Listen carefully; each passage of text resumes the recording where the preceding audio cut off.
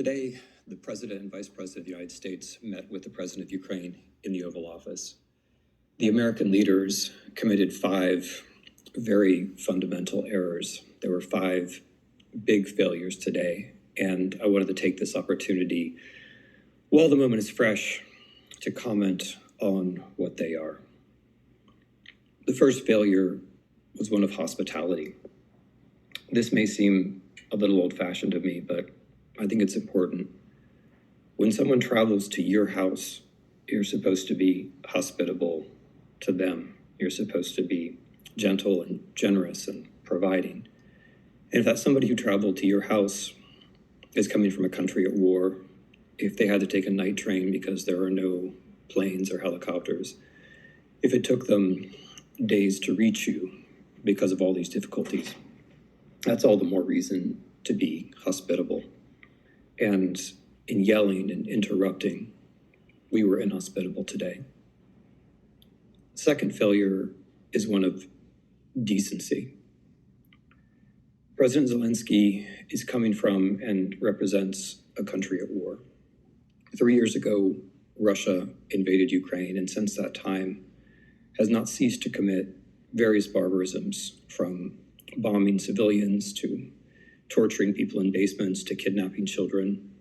This goes on and on and on every day. And this is a reality that the president of Ukraine, like all Ukrainians, have to face. One can have different opinions about how to bring this war to an end, and that's normal. What's not normal, what's indecent, is to yell at any Ukrainian, including the president, about your opinion, to yell at them that they are wrong when they've experienced things that you have not, when they've seen things that you have not, when they've had to face choices that you haven't had to face. That's a failure of decency. And it's related to the third failure, which is a failure of democracy. President Zelenskyy is coming from a democratic country. He was elected by a big majority, 73%, and he's had to lead a country that expects him to represent them. And that means when he sits in a place or stands in a place, whether it's the White House or any other place, he has behind him all the people, not just the ones who voted for him, but all of the citizens. He can't allow himself to be openly disrespected or belittled or bullied. I'm sure he doesn't want to personally, but he's also representing people who have to stand up for things, people who have had stood up for things. As a democratically elected president, he has to show a certain dignity. And again, I'm sure it's a dignity he feels himself, but democracy brings with it some dignity. And if you're a democratic person, you respect that. But the democratic failure has a second side. Most Americans understand that Russia invaded Ukraine. Most Americans understand that the war is Putin's responsibility. Very few Americans believe that we should throw aside Ukraine and our other allies and become an ally of Russia. And that is the fourth failure, the failure of strategy. What we witnessed today, all too clearly, was the beginnings of an American alliance with Russia. And this is something which is very hard to understand in any kind of strategic calculation. The Russians specialize in sabotaging our infrastructure. They specialize in stealing our technological secrets. Those are the 2 main ways they engage with our economy. It's hard to explain why we would throw over our other allies in order to make an alliance with Russia.